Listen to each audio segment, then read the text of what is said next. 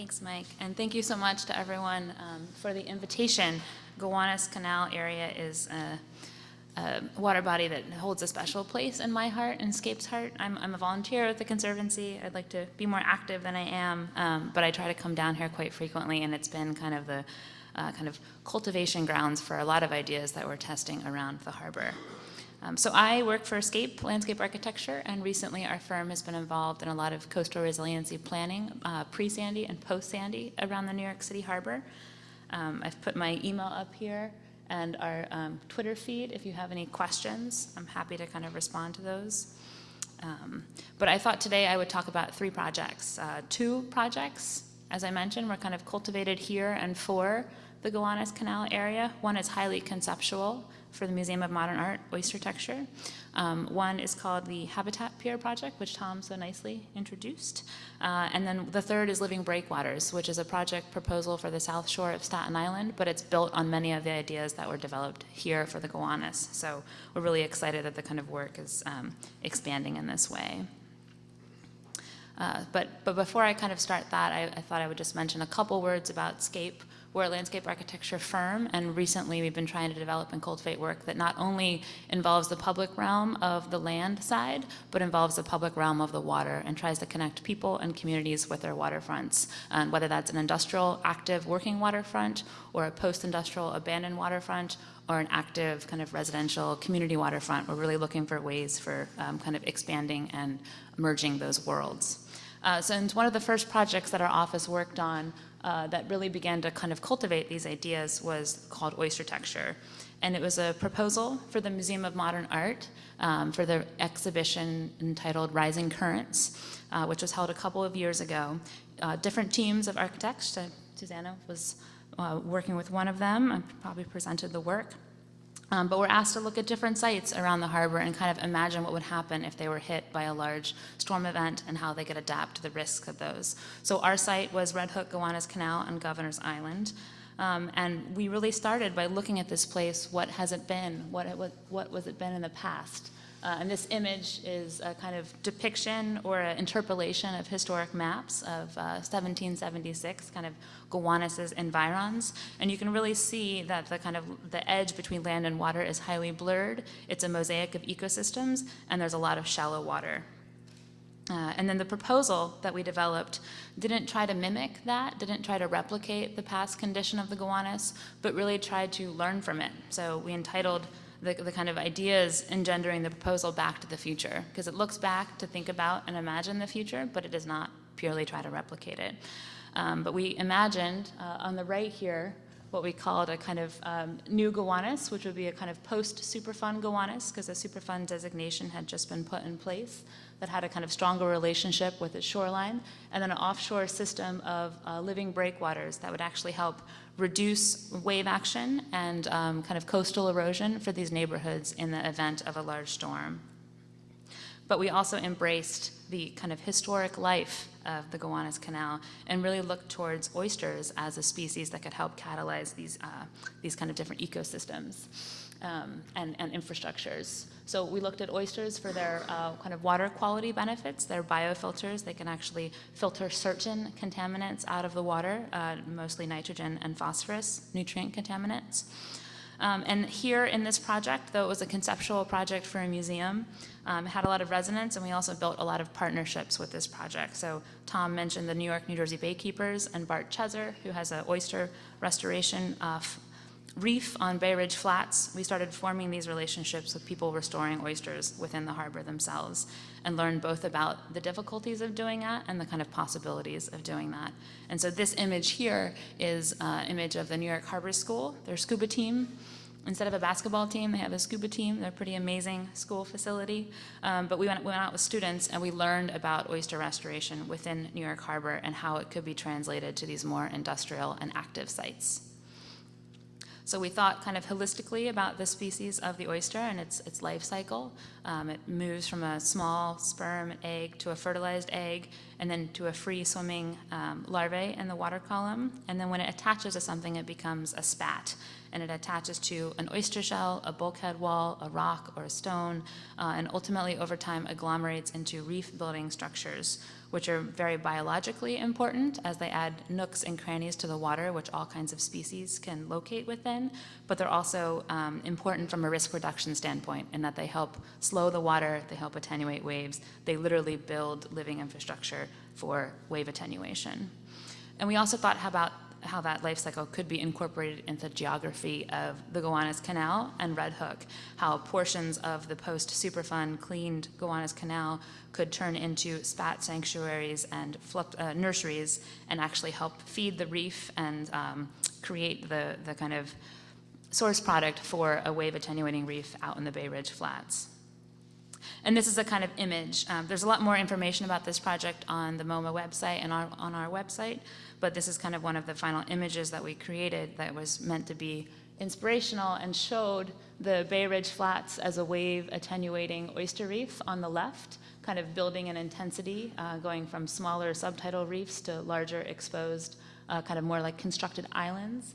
And then the Gowanus on the right with a kind of stronger relationship to the water and multiple layers of water treatment built in through CSO retention tanks and water treatment facilities on the edges.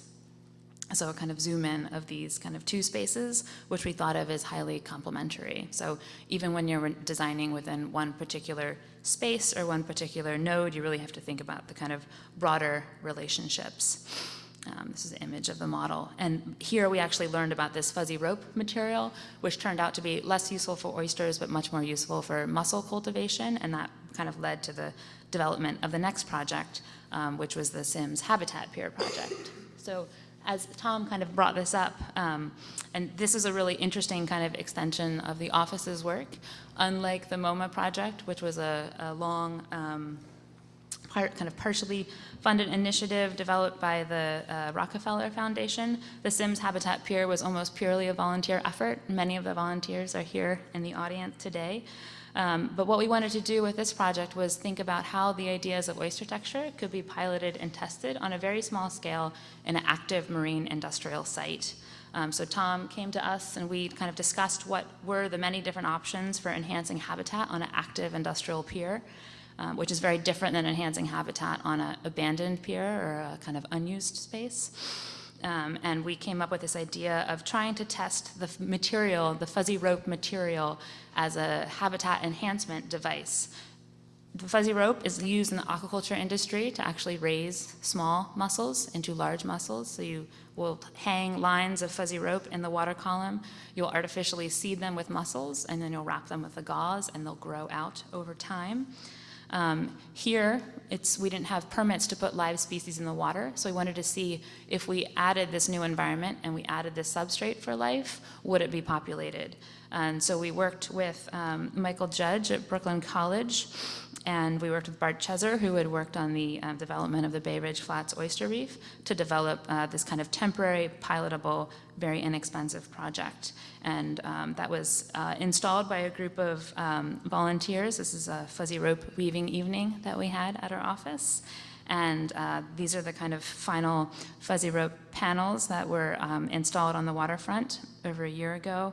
And this is an image of the fuzzy rope with a set of naturally accreting mussels, tunicates, sponges, and some other species that I can't even identify within it. And as Tom mentioned, now it's actually too heavy to lift out of the water. So we've sent some GoPro cameras down there, which Tom showed the images for. But what's also as exciting is that this kind of temporary fuzzy rope matrix is also creating habitat and niches for other species to kind of feed on and live in and kind of attract around. So we think of it very successfully as a successful project, and we're continuing to monitor it with Michael Judge from Brooklyn College.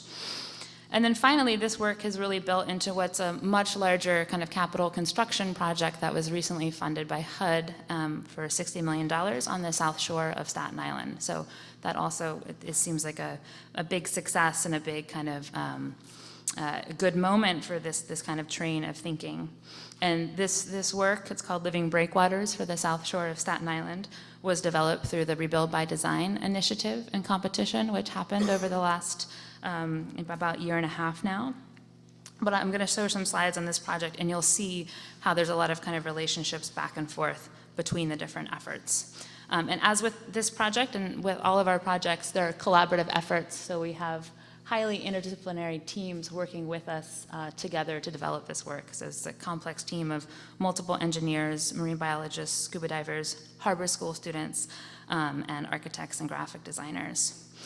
And this project really looks at the kind of risks that Staten Island faces in the future and that much of New York Harbor faces in the future with sea level rise and intensified storm surge.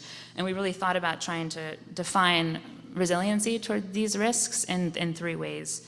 Through risk reduction, as kind of physical risk reduction as one component, through cultural resiliency as a kind of idea of building a relationship with the water and people, and then ecological resiliency. So these are the kind of three elements that shaped our approach. And as you've probably noticed, we often start much of our work by looking at kind of larger scale landscapes and historic landscapes. And Raritan Bay kind of came to the forefront as a landscape that was both at risk from climate change, but also held great possibility in the future to help adapt to climate change.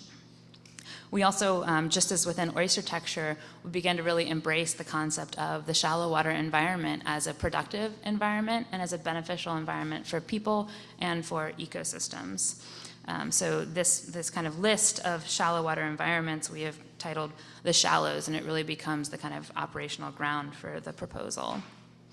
And what we're like to do in the shallow water areas is really think about when we respond to climate change pressures and when we think about defending our coastlines from storm inundation or sea level rise, we've really begun to advocate for a layered approach, which is not about a kind of singular moment within a section, a singular flood wall or a singular kind of piece of infrastructure, but really a layered system of kind of shallow water enhancement techniques that extend from offshore to onshore to help reduce risk, but also help visualize risk, the risk of living on the waterfront. And then overlaid onto that, we feel that this layered approach, rather than keeping people from the water, actually invites people to the water and makes the waterfront a more accessible and kind of engaged place. So to kind of briefly go through the three components of the project, Staten Island receives a great deal of risk because of its geographical location at the mouth of the New York Bight, where wave action comes in, and it's at the forefront of receiving that intensity. And a high degree of land has actually been lost in Staten Island over the last 100 years, and this is a kind of mapping of erosion patterns in the past and predicted erosion in the future. And this was one element that we really wanted to address with this project. These are some images of beach erosion along the shoreline. Cliffside erosion, even homes that are elevated and are not flooded, face risks because of the eroding shoreline itself. And then infrastructure failure in terms of collapsed bulkhead walls and waterfront edges.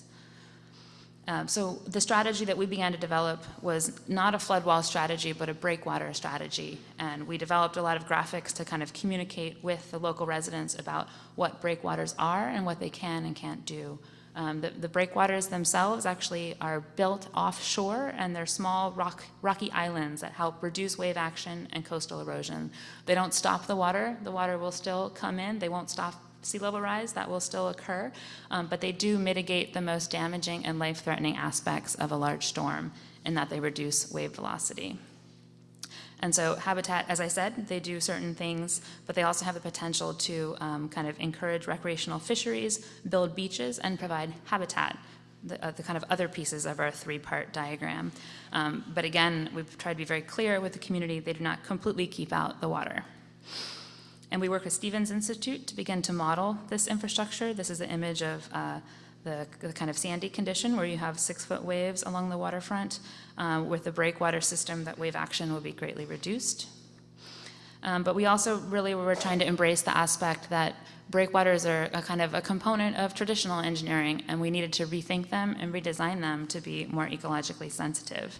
So we looked at the kind of context of the harbor itself and how the Raritan Bay and the area around Raritan Bay is a prime habitat for juvenile fish. It's where they fall within many of the migratory fish life cycles that move up and spawn in the Hudson and then come back down. And before they move back into the open ocean, they reside for months at a time in Raritan Bay as juvenile fish. And we thought about how can we design the breakwater to really create more habitat for these fish, these small fish species that have lost most of their habitat because they used to live in oyster reefs, which have been decimated in the last 100 years within New York City, or 150 years. So the breakwater is designed to have small crevices and spaces to host these species of juvenile fish. And the actual form of the breakwater has been modified to create and kind of maximize these pore spaces and these individual kind of like fish spaces. So typical breakwater on the left is a kind of linear line, relatively little surface area or interaction with the water. We modified the form to avoid critical habitat. There's a lot of hard clam habitat in Raritan Bay that's quite important economically and ecologically. And then we also modified the form to add localized microscale complexity. We found out that macroscale complexity was not useful for fish. They didn't seem to care. But microscale complexity at the scale of the fish provides immensely more habitat. And then we oriented that microscale complexity on the waveward side, so those small pore spaces would never get filled up with sediment. And what we call those little moments of microcomplexity are reef streets, where small juvenile fish can feed in the street and shelter in the structure. And they're lined with rock, but also ecological concrete units, which are being developed by CR Consulting. It's a consulting firm that worked with us on this project and is testing the ecological concrete also out on the Sims Pier. So there's a lot of overlaps in all of this work. This is an image of the ecological concrete. It's developed with a special mix that makes it a more neutral pH, but it also has a variety of surface textures within it that create additional pore spaces and kind of smaller spaces for fish to hide and other ecosystems to accrue onto. And this is an image here of what the living breakwater would potentially look like in the future. So this is a section that's been cut through the reef street, and you can see the different kind of layers of habitat that begin to build and occur. And I have some zooms. Oh, I don't have any zooms of that. But what you can see is the small reef streets in the foreground oriented towards the waves with the kind of pore spaces and the ecological concrete units, transitioning to kind of more upland habitat that would be used by harbor seals, which are returning to Raritan Bay. And then finally behind, the kind of calmer, safer water that can be used with a wider variety of recreational activities, as well as create zones of sedimentation where hard clams and eelgrass and other species can flourish. And then finally, the kind of most important component of all of this kind of larger ecosystem is really the people and how do people fit into it. And with people, we also try to take a look back, just like we did with the Oyster Texture Project, and looked at where kind of historic oyster reefs were within Staten Island. And it turns out that Tottenville and the kind of site of our Phase 1 proposal was a kind of hotbed of the oyster industry in the 17 and 1800s. It was known as the town the oyster built. So we, again, brought our partners in from the Harbor School, which has been doing work around the harbor to restore oysters, with the Billion Oysters program, and tried to think about how can we get not only all of us who are kind of here and ready to engage the waterfront, but to get local school children ready to engage the waterfront. And this is a program that they have that any middle school or high school in New York City can sign up for, where schools individually can actually monitor and basically garden with an oyster cage. So middle schools are trained by the Billion Oyster Project and their teachers to go monitor a cage of oysters at the waterfront. And those oysters are an educational tool and a restoration tool, and they help build a kind of culture of ecological resiliency and add this kind of layer to the project. So we identified schools on the waterfront in Staten Island that can participate. I was actually just out yesterday in Tottenville with St. Clair's Middle School, who's located in Great Kills, and they have recently started an oyster gardening site in Great Kills, so this is kind of an ongoing, happening kind of activity. And we held a number of different teacher training events where we trained teachers on how to bring their classrooms to the waterfront, how to collect this data, and then how to feed that data back into the larger database of oyster restoration. And we also developed a kind of oyster gardening manual that would help facilitate these efforts. But then finally, the oyster component is such an important piece of the project because people really kind of understand the species of the oyster. It's kind of a charismatic megafauna in a way of the harbor. And it became a real kind of uniting force around the project and around this kind of broader initiative. So there's a lot of contentious issues with restoring oysters in New York Harbor in non-shell fishable waters. There's issues of poaching. There's issues of kind of illegal harvest, there's issues of habitat displacement, and those are all things we're kind of trying to address with this proposal, but we also really believe that it's a kind of really critical element, and for its educational value, but also for its risk reduction value. If we can use the project to help restore oysters in Raritan Bay, they can ultimately help lead to a stronger, safer shoreline. And then finally, the kind of element that ties it all together is what we're calling water hubs, which are shown here in yellow. The water hubs are moments and structures that actually help people access the water, because one of the big issues we have, even here in the Gowanus, is how do you get to the water, how do you see it, maybe how do you smell it, how does it become part of your everyday life? And really, people need facilities, people need infrastructure too, and the water hubs are infrastructure for people to help access the waterfront itself. So this is an image, kind of the final like synthetic view of the project. It shows the living breakwaters in the background that help reduce wave action on the shoreline and create new possibilities for ecosystems in the foreground, but also helps kind of slow and calm the water and make it open and accessible to a much wider audience. So this is our vision of kind of a resilient future for Staten Island. And we were very lucky to have the project selected through the Rebuild by Design process and kind of funded $60 million through implementation by New York State.